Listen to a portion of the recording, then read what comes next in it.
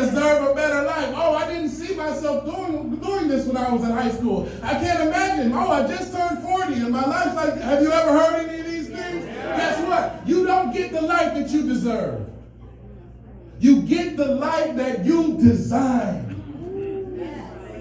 And so how do you design a life in this new millennium that we're in that's worthwhile? How do you design a life where your voice, your products, how do you design a life where you actually make a difference? Has anyone ever asked themselves that question? How do you design a life where you actually matter?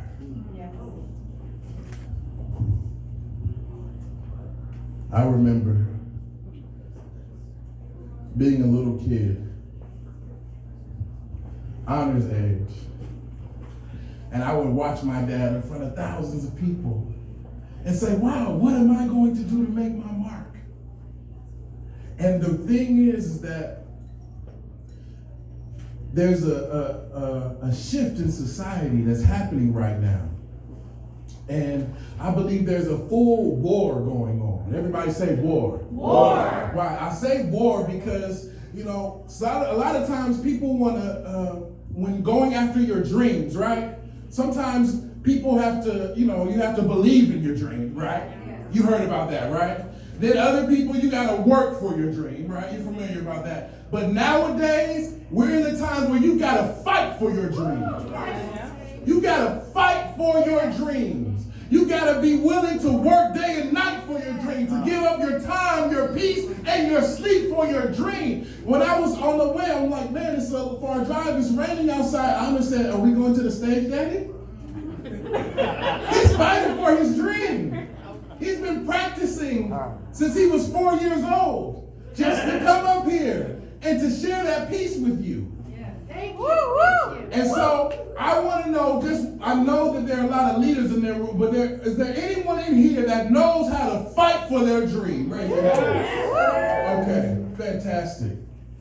One of our great presidents, Theodore Roosevelt, he said these words nearly 100 years ago, and they're still relevant today.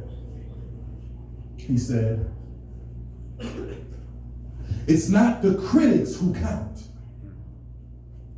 Not the person who points out how the strong woman stumbles or how the doer of deeds could have done them better.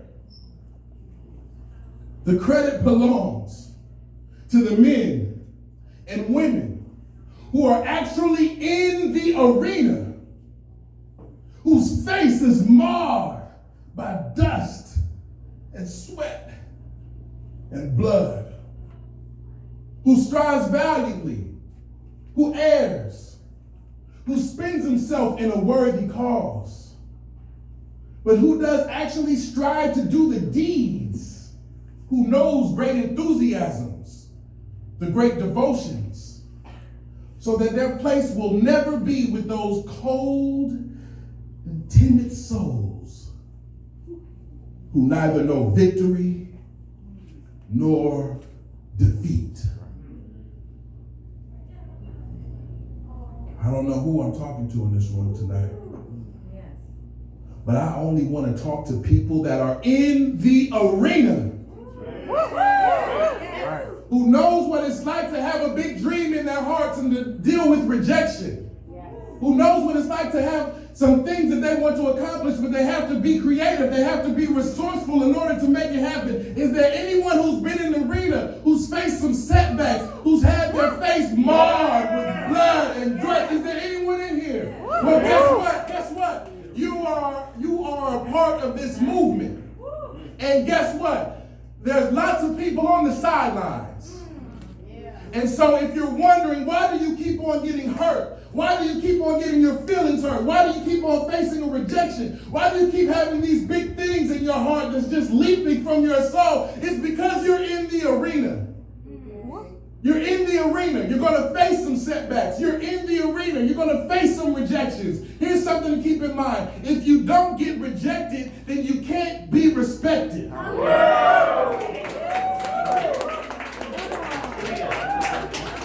If you don't get rejected, you won't be respected. You don't know how many times Stephen got rejected when he was building this empire. You don't know how many times I've been rejected. My dad has been rejected. And the thing is, the fact of the matter is, when you are in the arena, you're going to get hurt. But at least you won't be with those cold and timid souls who neither know victory nor defeat.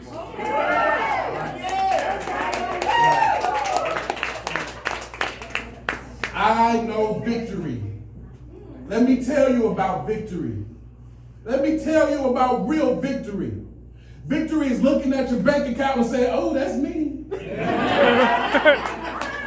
Victory is being able to promise your unborn child that he's going to have a lifestyle and keeping that promise. Victory is being able to take care of your parents when they need you and your children at the same time. Victory is being able to be there for a friend when they call you, even when it's inconvenient. Let me tell you why I know victory. Let me tell you why my words reign true to you. It's because I understand defeat. I know what it's like to get my behind whooped by life. I know what it's like to have my feelings on my sleeve and to have someone close the door right in my face. And there's this new age that we're going into, and I think there's a war going on, and it's not a war between the Warriors and the Lakers, or the Patriots and the rest of the world. Not with Russia or China. No. It's a war between the critics versus the mentors. The critics versus the mentors. Remember what Theodore Roosevelt said. He said it's not the critics who count.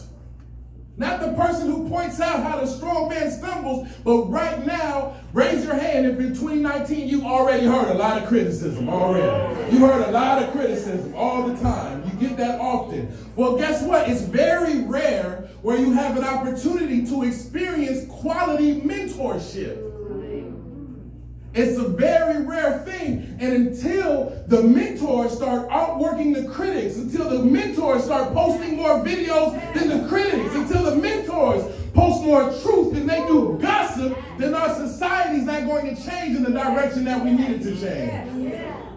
Each generation has a responsibility to make this society a better place.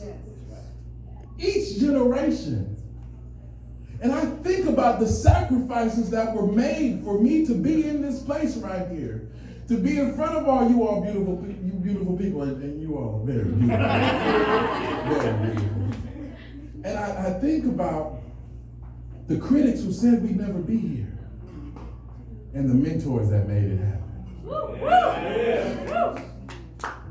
So, and we talked about this last time. Lisa Nichols from The Secret, you familiar with her? Yeah. Powerhouse. Love all of her material.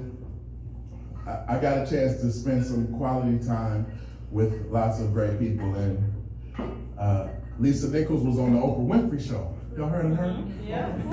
And so Lisa's goal was to be on that show. She even had her white couch memorized. So, you know, she, in between commercial breaks, she smelling the white couch, like, it smells just like I imagined in my dream. And during the commercial break, Oprah asked Lisa Nichols, how many mentors do you have? And Lisa said, I've got 4 mentors. So she thought she was doing something. And then Lisa said, hold on, we still have some time between this break. How many mentors do you have? Oprah. She said, I got 7 mentors. So Lisa, the show kept going on. She said, if Oprah's got 7, what am I doing with 4? I got to get some more mentors. Okay? Now, here's the thing about it.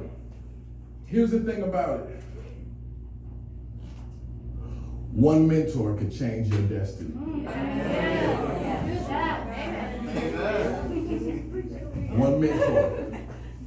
One mentor. It could change your destiny. It could change your thinking, change your behaviors, change your habits. It could literally transform your destiny. And I'm here because I had a great mentor. I remember you mentioned Bishop T.D. Jakes. Imagine it. Bishop T.D. Jakes, him and I in a boat in Haiti. Just me and Bishop Jakes on the boat. Why? You know why? He was my mentor. I'm a teenager in Haiti with Bishop Jakes, having a quote competition. I was very bold in my early age, but I lost the quote competition when Bishop used this one. He said, the amount of pain that you've been through is a direct measurement to the amount of power that will be released in your life.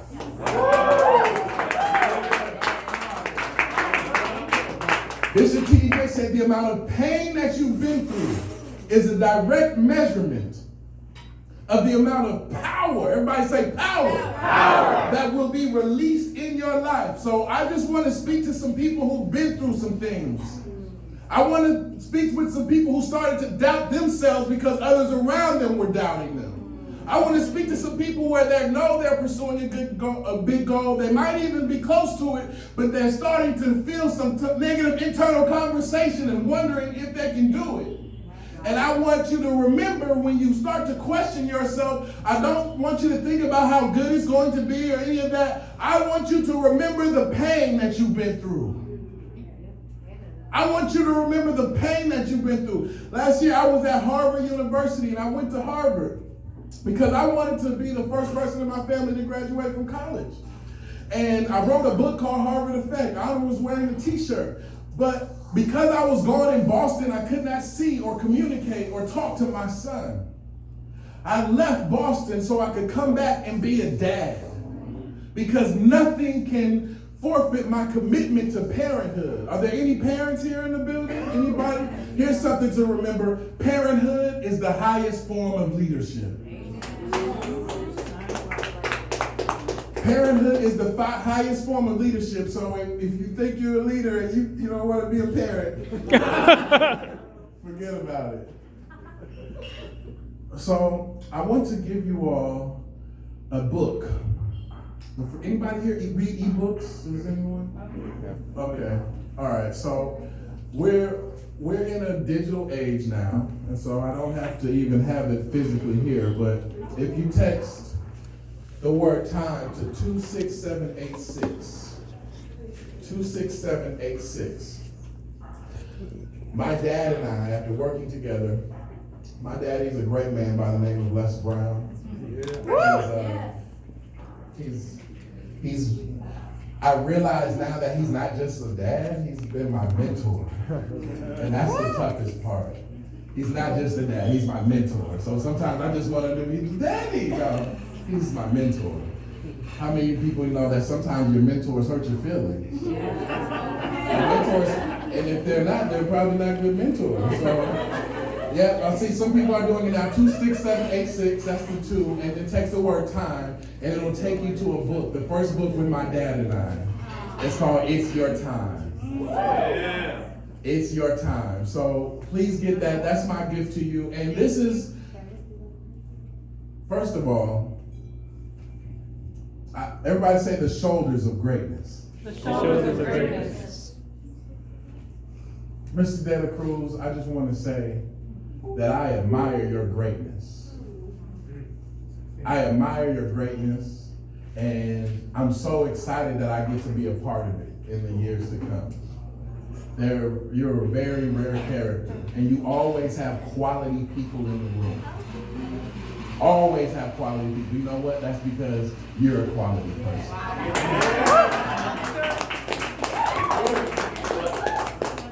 So I just have a couple things I want to share with you. Number one, the first thing, if you don't remember anything else from tonight, the reason why I came here with my son is because I want you to do this. Repeat after me. Say, honor your greatness. Honor your greatness. One more time. Say, honor your greatness. Honor your greatness. You see, I thought my life was about me, Ben. I thought it was about me, about what I wanted to do, about what I wanted to have, what I wanted to achieve. But you know what? I wasted a lot of time, Ben. Because when Honor was born, that guy right there with those blue rain boots on, when he was born, everything changed in me. Everything. How I looked, how I thought, how I behaved. I had a it's your time, it's my time moment where I knew I wasn't doing my best and I was determined to change that immediately, to make sure that he had the same privileges growing up that I had. Is there anyone in here that grew up with privileges? It's okay. Anyone in here wish they grew up with privileges? My privilege wasn't a trust fund. My privilege was not, I'm going to give birth to you and automatically give you a speaking career at the same time. No, it's not happening. I'm the youngest of 11, and I was the first to speak. Wow. My privilege was not something physical, it was something eternal. My privilege was mentorship. My privilege was mentorship, someone that wasn't focused on my feelings, but that was focused on the end result. Yes. More concerned about a great mentor is more concerned about your future than they are your feelings. Yes. Write that down. That's going to catch up to somebody. A great mentor is more concerned about your what? Future. Than they are your feelings. Yes. Right. That's true. Right. That's true. So, this year, did anyone start this year with a new year mindset? They were going to do something, right? And this is around the time where it kind of wears down. What happened in January already, and you can get stuck in a rut? Anyone? I'm the only one? Okay. So, what I've done is I've created a course, an online course, virtually, where for 90 days. Now, I wanted to start in February because I know that's when sometimes you get a little weak in your commitments. Or I'll just speak for myself. Okay? So, for 90 days, we have bi-weekly Zoom calls. So, every other week, starting next Thursday, the 7th. And it's a group session. There are already some people. If you're here and you're part of the It's Your Time Academy, make some noise. Okay, you see that? It sounded like 50 extra people were in the room. Okay? And some of us for some of us, we've had some time together. I like to do a little bit of one-on-one in there, okay?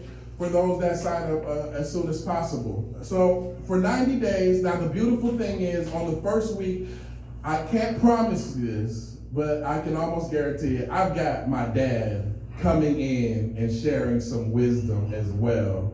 And it's just a privilege to be able to get the hookup. Everybody say the hookup. So, everyone here, Anna, you okay? Okay.